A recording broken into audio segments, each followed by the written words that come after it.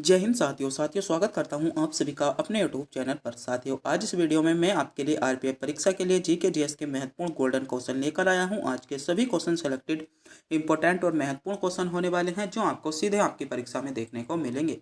तो मेरे प्यारे साथियों, अगर आपका भी आरपीएफ का एग्जाम है तो अपने एग्जाम से पहले एक बार इस पूरी वीडियो को ध्यान से जरूर देखकर जाइएगा। तो बिना टाइम गवाए करते हैं वीडियो को स्टार्ट। आपका पहला क्वेश्चन है, भारत में सिविल सेवा का जनक किसे कहा जाता है। बहुत ज़्यादा इंपॉर्टेंट क्वेश्चन है और क्वेश्चन आपसे परीक्षा में पूछा भी जाता है। क्वेश्चन पूछा गया है, भारत में सिविल सेवा का जनक किसे कहा जाता है। बहुत ज़्यादा आपसे क्वेश्चन पूछा गया है, आपकी परीक्षा में भी बार बार क्वेश्चन देखने को मिला है। एनटीपीसी और आरपीएफ में भी पिछली वाली परीक्षा में दोनों में क्वेश्चन देखने को मिला था। तो किसे कहा जाता है, तो लॉर्ड कॉर्नवालिस को जो कहा जाता है आपका भारत में सिविल सेवा का जनक कहा जाता है, यानी ए विकल्प यहाँ पर आपका सही जवाब हो जाएगा। बात करते हैं भारत में कुछ महत्वपूर्ण वायसराय से संबंधित आपके महत्वपूर्ण फैक्टों के बारे में, जिनसे क्वेश्चन आप तक अभी तक जो है रेलवे एग्जाम में बना है, कहीं ना कहीं रेलवे एग्जाम में पूछा गया है। जैसे पहला क्वेश्चन है, बंगाल का पहला गवर्नर जनरल। अगर बात करें बंगाल का पहला गवर्नर जनरल कौन था, तो वह था आपका वॉरेन हेंगिस्टी। उसी के साथ पिंडारियों का दमन किसने किया था, तो पिंडारियों का दमन भी इसी ने किया था।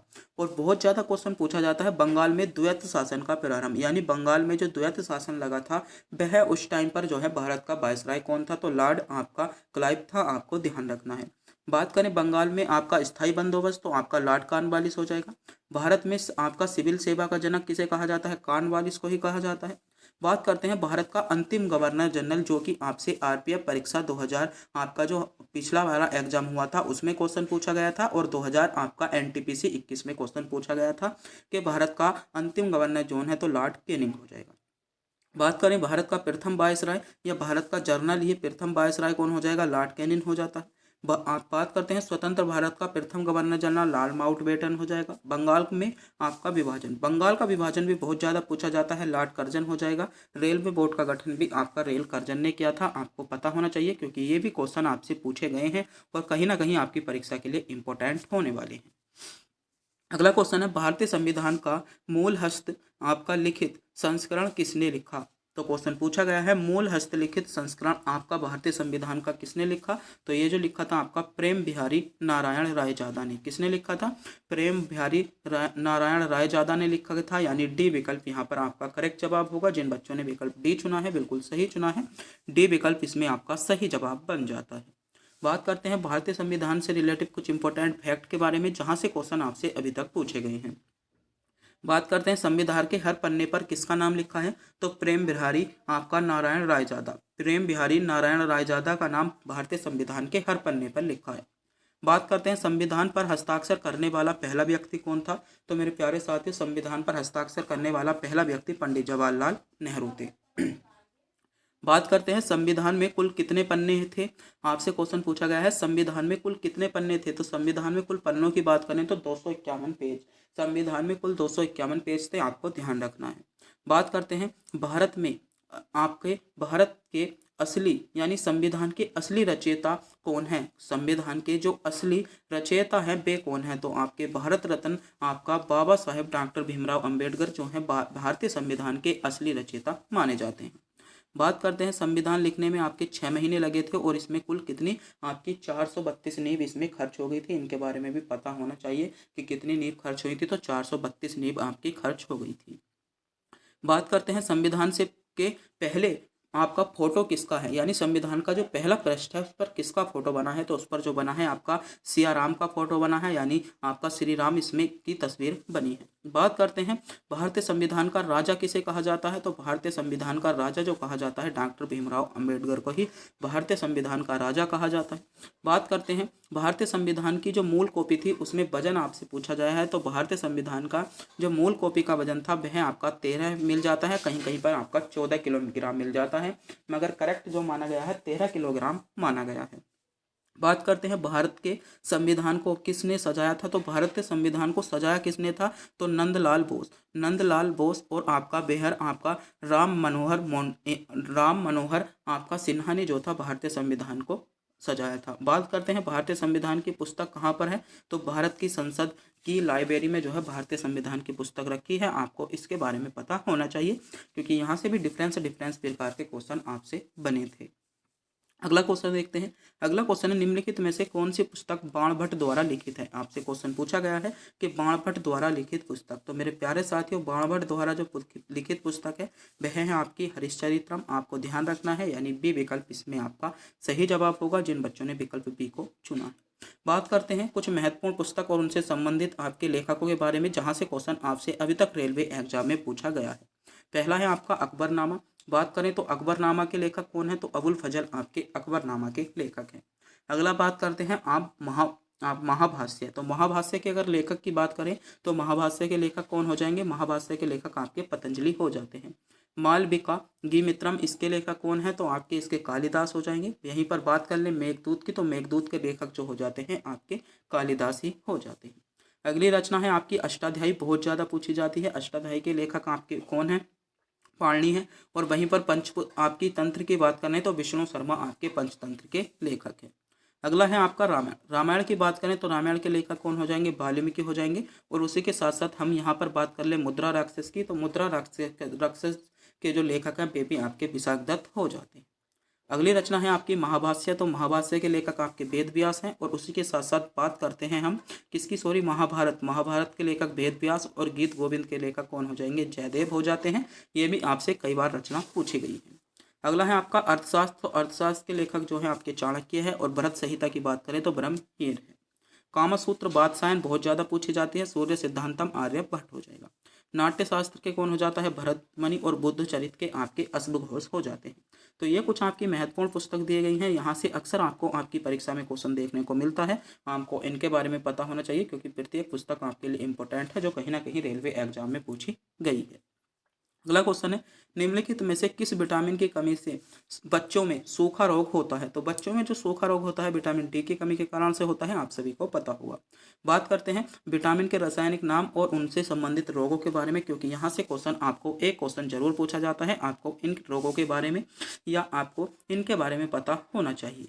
जैसे बात कर लें पहला विटामिन ए। तो विटामिन ए का जो रासायनिक नाम है क्या है, तो रेटिनोल। विटामिन ए का जो रासायनिक नाम है आपका रेटिनोल, विटामिन ए का रासायनिक नाम है। और बात करते हैं विटामिन ए की कमी से कौन सा रोग होता है, तो विटामिन ए की कमी से आपका रतौंधी रोग होता है, आपको पता होना चाहिए। अगला है आपका विटामिन बी1। तो बात करें विटामिन बी1 की, तो विटामिन बी का जो रासायनिक नाम है थाइमीन, आपका विटामिन बी1 का रासायनिक नाम है, क्या हो जाएगा, थाइमीन आपका विटामिन बी1 का रासायनिक नाम हो जाता है। और बेरी बेरी रोग विटामिन बी1 की कमी के कारण जो होता है, बेरी बेरी रोग विटामिन बी1 की कमी के कारण होता है। अगला है विटामिन बी2। बात कर लें तो विटामिन बी2 के कमी के जो आपका राइबोफ्लोविन जो होता है आपका रासायनिक नाम होता है। और त्वचा का आपका फाना जो होता है आपका कमी के कारण रोग होता है। बात करें विटामिन बी7 की, तो बी7 का जो रासायनिक नाम है बायोटीन, विटामिन बी7 का रासायनिक नाम है। और बालों का गिरना विटामिन बी7 की कमी के कारण आपका होता है। अगला है विटामिन बी9, आपका फ्लोइक एसिड हो जाता है। और एनीमिया रोग जो होता है विटामिन बी9 की कमी के कारण होता है। विटामिन सी की बात करें, आपका एस्कर्बिक अम्ल या एस्कर्बिक एसिड जो होता है विटामिन बी6 आपका विटामिन 7 सी का नाम होता है। और इसके कारण आप पर स्कर्बी रोग होता है।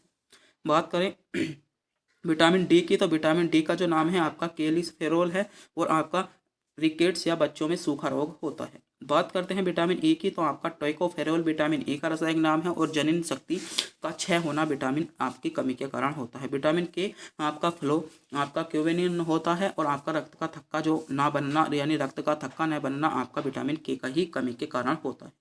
मेरे प्यारे साथियों, आज के सभी क्वेश्चन सेलेक्टेड इंपॉर्टेंट गोल्डन चल रहे हैं। अगर आप भी इन क्वेश्चनों का जवाब जानते हैं तो हमारे बताने से पहले कमेंट बॉक्स में जरूर बताएं। और मेरे प्यारे साथियों, आपने अभी तक हमारे चैनल को सब्सक्राइब नहीं किया है तो प्लीज़ चैनल को सब्सक्राइब करें, वीडियो को लाइक करें और अपने दोस्तों के पास वीडियो को शेयर करें। क्योंकि वीडियो को लाइक करने में, चैनल को सब्सक्राइब करने में आपका किसी भी प्रकार का कोई पैसा नहीं जाता, नहीं हमको मिलता, बस हम इससे मोटिवेट होते हैं और आपके लिए सेलेक्टेड से सेलेक्टेड इंपॉर्टेंट क्वेश्चन लाने की कोशिश करते हैं।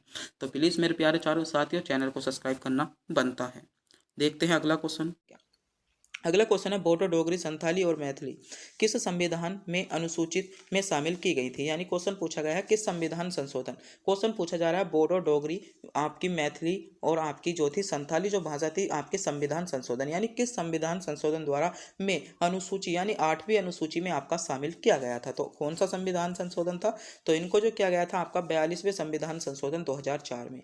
42वें संविधान 2004 में जो था आपका बोडो डोगरी और संथाली और मैथिली भाषा को शामिल किया गया था, यानी बी विकल्प यहाँ पर आपका करेक्ट जवाब हो जाएगा। बात करते हैं आधारिक भाषाएं और उनसे संबंधित राज्यों के बारे में। कुछ महत्वपूर्ण आपकी आधारिक भाषाएं और उनसे संबंधित राज्य, जैसे बात करें कोंकणी, तो कोंकणी आपकी कौन कौन से राज्य में बोली जाती है, तो ये क्वेश्चन बहुत ज़्यादा पूछा जाता है। तो कोंकणी आपकी गोवा, कर्नाटक और महाराष्ट्र, गोवा, कर्नाटक और महाराष्ट्र में जो बोली जाती है आपकी कोंकणी भाषा बोली जाती है। मैथिली की बात करें तो मैथिली जो बोली जाती है आपकी बिहार में बोली जाती है, या मैथिली आपकी बिहार में बोली जाती है। कौन सी मैथिली भाषा कहाँ पर बोली जाती है आपकी बिहार में। मलयालम की बात करें आपकी अंडमान और निकोबार द्वीप समूह में कहाँ पर बोली जाती है, इंपॉर्टेंट है, ध्यान देंगे इस पर कि मलयालम कहाँ पर बोली जाती है, तो मलयालम आपकी अंडमान और निकोबार द्वीप समूह में बोली जाती है। संथाली की बात करें तो ये आपकी छोटा नागपुर पठार के संथाल आदिवासी इसको बोलते हैं, ये भी आप ध्यान देंगे इस पर भी। अगला क्वेश्चन है आपका नेपाली, तो नेपाली कहाँ पर बोली जाती है, नेपाली आपके सिक्किम और पश्चिम बंगाल, नेपाली आपके सिक्किम और पश्चिम बंगाल में बोली जाती है, आपको पता होना चाहिए। आरपीएफ में 100% कहीं ना कहीं क्वेश्चन देखने को मिलेगा। अगला है बात कर ले मराठी की, तो मराठी जो बोली जाती है आपकी दादर और नागर हवेली, दादर और नागर हवेली में आपकी मराठी भाषा बोली जाती है। इसी के साथ साथ बात करें असम में, तो असम में जो मेरे प्यारे साथियों भाषा बोली जाती है आपकी बोडो बोली जाती है। जम्मू और कश्मीर की बात करें आपकी डोगरी हो जाएगी, और कन्नड़ की आपकी कन्नड़ की बात करें तो कन्नड़ आपकी कर्नाटक राज्य में बोली जाती है। तो ये कुछ महत्वपूर्ण भाषाएं थी और उनसे संबंधित आपके राज्य थे जिनके बारे में आपको पता होना चाहिए। अगला क्वेश्चन है संस्कृति संस्थान और आपका प्रशिक्षण केंद्र कहाँ पर स्थित है, तो कहाँ पर स्थित है आपका नई दिल्ली में है। नई दिल्ली विकल्प सी में दिया है, यानी सी विकल्प इसमें आपका करेक्ट जवाब हो जाएगा। जिन बच्चों ने विकल्प सी को चुना है बिल्कुल सही चुना है, सी विकल्प इसमें आपका सही जवाब हो जाता है। इसके बारे में आपको पता होना चाहिए क्योंकि ये क्वेश्चन आपके लिए सिलेक्टेड है। अगला क्वेश्चन, अगले कुछ इंपॉर्टेंट बढ़ते हैं। पहला है आपका भारतीय मानव विकास सर्वेक्षण, तो भारतीय मानव विकास सर्वेक्षण आपकी इसकी स्थापना कब हुई थी, 1945 में। है कहाँ पर, तो ये कहाँ पर है आपका कोलकाता में है। कहाँ पर है आपका कोलकाता में है। बात करते हैं, अगला है आपका भारतीय सांस्कृतिक संबंध परिषद, तो भारतीय सांस्कृतिक जो संबंध परिषद है ये कहाँ पर है, तो भारतीय सांस्कृतिक जो संबंध परिषद है आपका नई दिल्ली में है। बात करें ललित कला अकादमी की, तो ललित कला अकादमी जो थी इसकी स्थापना आपकी 1954 में हुई थी, और स्थापना की बात करें तो स्थापना आपकी 1954 में आपकी नई दिल्ली में की गई थी। कहाँ पर, नई दिल्ली में। बात करें मेहरनगढ़ संग्रहालय ट्रस्ट, ये भी बहुत ज़्यादा पूछा जाता है, आपका जोधपुर में रेलवे एग्जाम के लिए सिलेक्टेड है। सरकारी संग्रहालय और आर्ट गैलरी की बात करें आपका, तो कहाँ पर है, ये आपका चंडीगढ़ में है। भारत का राष्ट्रीय पुस्तकालय आपका कहाँ पर हो जाएगा, कोलकाता हो जाता है। संगीत नाटक अकादमी आपकी 1953 में इसकी स्थापना की थी और नई दिल्ली में है। आप एशियाटिक सोसाइटी की बात करें ये आपका कोलकाता में है। तो ये कुछ भारत के महत्वपूर्ण कला और सांस्कृतिक संस्थान दिए गए हैं जहाँ से क्वेश्चन आपसे पूछा जाता है। इन बारे में आपको पता होना चाहिए क्योंकि ये भी आपका आरपीएफ परीक्षा के लिए इंपॉर्टेंट होने वाला है। यहाँ से भी क्वेश्चन आपको देखने को मिल सकता है। अगला क्वेश्चन है, आपको बताना होगा कि यहाँ पर किसको भरें, कौन सा नृत्य आपका आ जाएगा कि भारतीय राज्य गुजरात के लोक नृत्य का लोकप्रिय रूप है। यह नवरात्रि के त्योहार के दौरान 9 दिन तक किया जाता है। तो कौन सा नृत्य आपका है, तो यहाँ पर जो होगा आपका गरबा यहाँ पर आपका सही जवाब होगा। गरबा नृत्य भारतीय राज्य गुजरात के लोक नृत्य का लोकप्रिय रूप है। यह नवरात्रि त्योहार को 9 दिन तक किया जाता है, यानी सी विकल्प जिन बच्चों ने चुना है बिल्कुल सही चुना है। सी विकल्प यहाँ पर आपका करेक्ट जवाब हो जाएगा। बात करते हैं कुछ महत्वपूर्ण नृत्य और उनसे संबंधित महत्वपूर्ण फैक्ट के बारे में क्योंकि यहाँ से क्वेश्चन आपसे पूछा जाता है। जैसे पहला है आपका डांडिया रास, तो डांडिया रास की बात करें तो नवरात्रि के समय किए जाने वाला एक लोक नृत्य है जिसकी उत्पत्ति जो हुई थी आपकी गुजरात से हुई थी। कहाँ से हुई थी, गुजरात से हुई थी। अगला है आपका रासलीला नृत्य की बात करें तो यह आपका उत्तर प्रदेश और उत्तर भारत के कुछ अन्य भागों का लोकप्रिय नृत्य है। वहीं पर बात करें भांगड़ा नृत्य की, तो ये जो है आपका पंजाब में किसान द्वारा फसल के मौसम में आने वाले आपके जैसलमेर में मानने के लिए आयोजित किया जाता है। तो क्वेश्चन आपका इसको भी पता होना चाहिए। अगला है आपका धूमर, तो यह है आपका पारंपरिक रूप से दीपावली, होली और दुल्हन के ससुराल आने के शुभारंभ या शुभ अवसरों पर या शुरू जो आपके होते हैं उन पर ये अब क्या जाता है, किस पर? दिवाली या होली के शुभारंभ या इनके शुरू होने पर या शुभ अवसर आने पर जो होता है आपका धूमर नृत्य शुरू किया जाता है। बिहू की बात कर लें, यह नृत्य भारतीय राज्य कहाँ पर है? तो असम का लोक नृत्य है और बिहू के त्योहार के से संबंधित आपका बिहू नृत्य का संबंध है। अगला क्वेश्चन है आपका, पानीपत का दूसरा युद्ध कब हुआ था? क्वेश्चन पूछा गया है पानीपत का दूसरा युद्ध कब हुआ था, आपसे क्वेश्चन पूछा जा रहा है। तो पानीपत का जो दूसरा युद्ध हुआ था आपका 1556 में। 1556 में आपका पानीपत का दूसरा युद्ध हुआ था, यानी सी विकल्प आपका सही जवाब होगा। इसमें सी विकल्प में आपको 1556 दिया गया है। जिन बच्चों ने विकल्प सी चुना है बिल्कुल सही चुना है, सी विकल्प आपका करेक्ट जवाब हो जाता है। बात करते हैं कुछ महत्वपूर्ण युद्धों के बारे में और उनसे संबंधित आपके महत्वपूर्ण फैक्ट, जहां से क्वेश्चन आपसे आरपीएफ परीक्षा में पूछा जा सकता है। जैसा पहला है आपका पानीपत का प्रथम युद्ध। तो पानीपत का प्रथम युद्ध की बात करें तो ये किस किस के बीच हुआ था? तो पानीपत का प्रथम युद्ध जो हुआ था वह आपका इब्राहिम लोदी और बाबर के विरुद्ध हुआ था। परिणाम जो था इसमें आपका बाबर जीत गया था। बात करें हुआ कब था, क्वेश्चन पूछा जा सकता है कि पानीपत की करेक्ट डेट, तो ये जो हुआ था आपका 21 अप्रैल 1526 को। 21 अप्रैल 1526 को पानीपत का दूसरा युद्ध हुआ था। इसी के साथ साथ बात करते हैं पानीपत के दूसरे युद्ध के बारे में। तो पानीपत का जो दूसरा युद्ध हुआ था वह आपका हेमू के खिलाफ अकबर, यानी हेमू और अकबर के बीच पानीपत का दूसरा युद्ध हुआ था। और इसमें जो परिणाम निकल कर आया था, परिणाम था आपका इसमें मुगल विजय हुए थे। क्या हुए थे? मुगल इसमें विजय हुए थे, आपको ध्यान रखना है। बात करते हैं किस वर्ष हुआ था, तो ये जो हुआ था आपका 5 नवंबर 1556 को। 5 नवंबर 1556 को आपका पानीपत का द्वितीय युद्ध हुआ था। बात करते हैं पानीपत के तृतीय युद्ध की, क्योंकि तीनों युद्ध आपके महत्वपूर्ण हैं, बहुत ज़्यादा पूछे जाते हैं। तो ये आपके मराठा साम्राज्य और दुर्गानी साम्राज्य आपके के बीच हुआ था। वर्ष की बात करें तो 14 जनवरी आपका 1761 को, 14 जनवरी 1761 को जो था आपका पानीपत का तृतीय युद्ध हुआ था। और नतीजा जो था इसमें अफगानी क्या हो गए थे, आपके जीत गए थे, यानी दुर्गानी साम्राज्य जो था इसमें विजय हुआ था। इसी के साथ साथ जो आपका रेलवे परीक्षा में बहुत ज़्यादा पूछा जाता है आपका खानवा का युद्ध, ये बहुत ज़्यादा पूछा जाता है, आपको इसके बारे में पता होना चाहिए।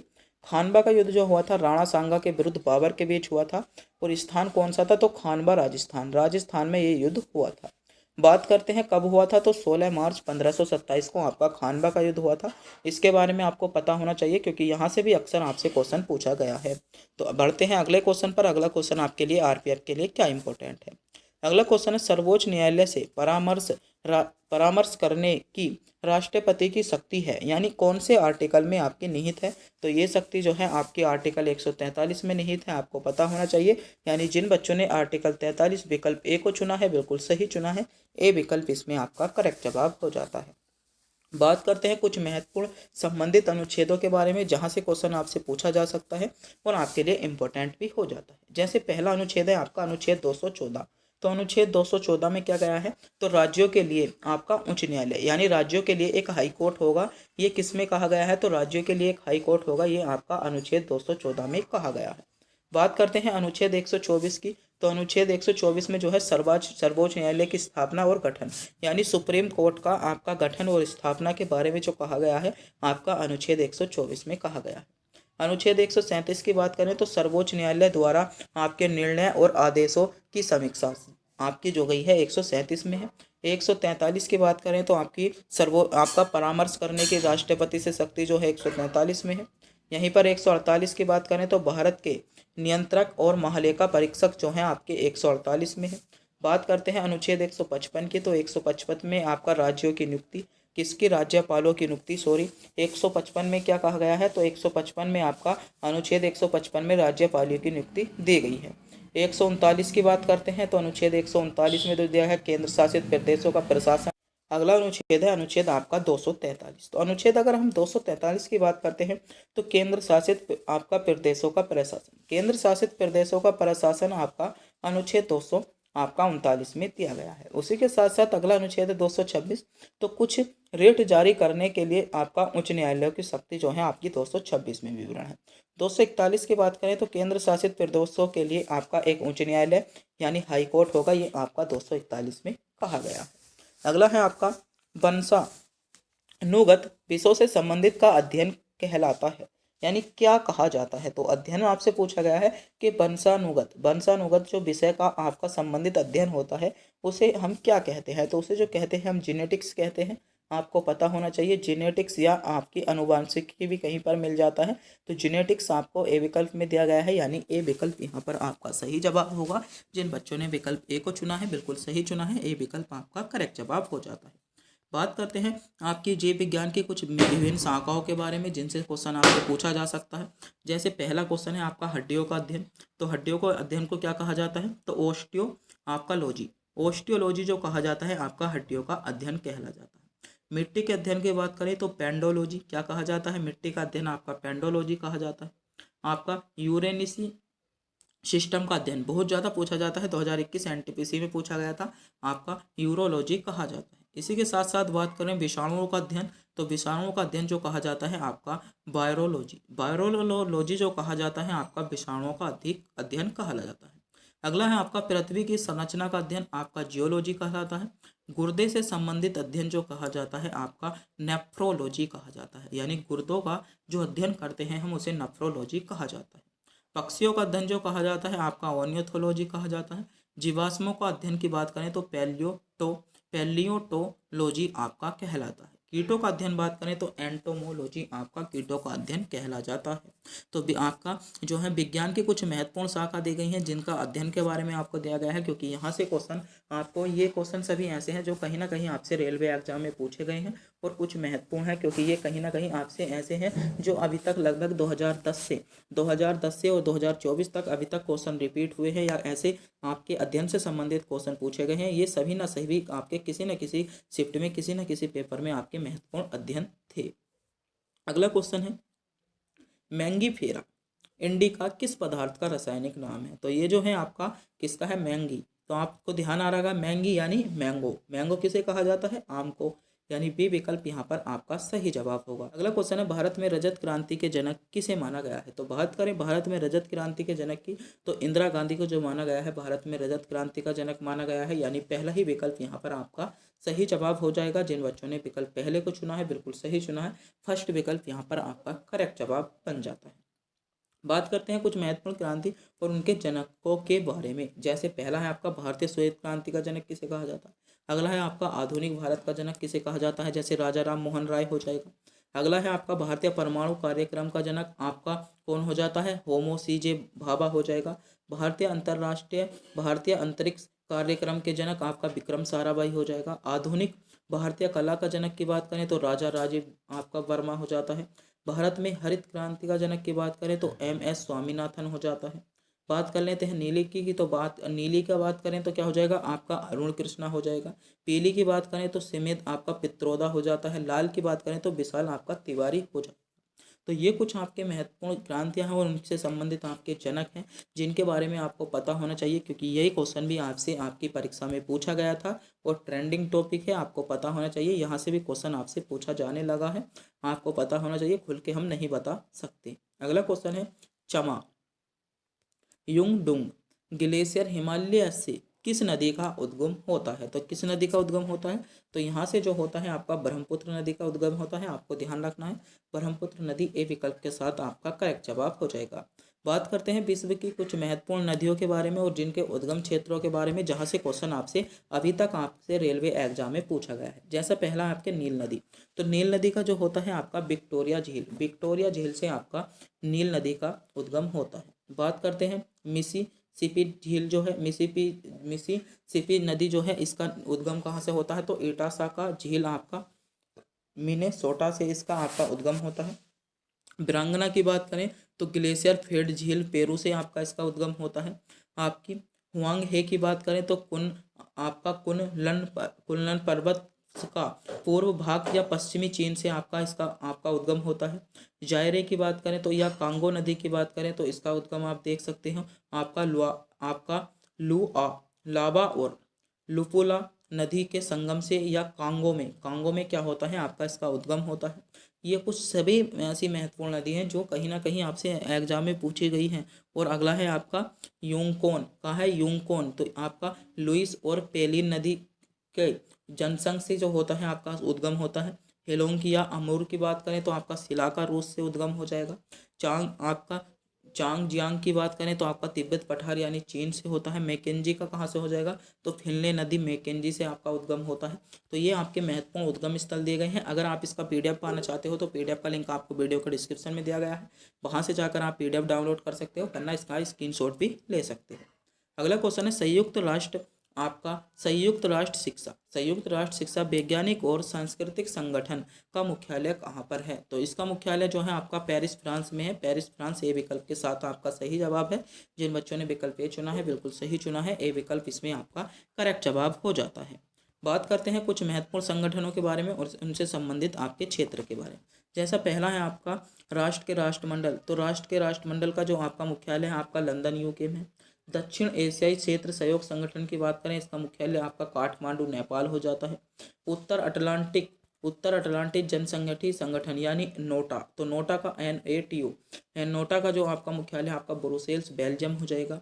अंतरिक्ष क्रिकेट परिषद की बात करें दुबई आपका UAE हो जाता है। विश्व मौसम विज्ञान आपका जिनेवा संगठन हो जाएगा यानी जिनेवा स्विट्जरलैंड। संयुक्त राष्ट्र जनसंख्या कोष की बात करें USA आपका हो जाएगा न्यूयॉर्क। अंतर्राष्ट्रीय मुद्रा कोष आपका वाशिंगटन DC USA। आपका एशियाई विकास परिषद आपका मनीला आपका फिलीपींस। और संयुक्त राष्ट्र संगठन UN की बात करें तो इसका भी मुख्यालय आपका न्यूयॉर्क आपका कहाँ हो जाएगा, US हो जाएगा। तो ये कुछ आपके महत्वपूर्ण संगठन दिए हैं और महत्वपूर्ण संबंधित क्षेत्र हैं जिनके बारे में आपको पता होना चाहिए, क्योंकि यहाँ से भी क्वेश्चन आपको देखने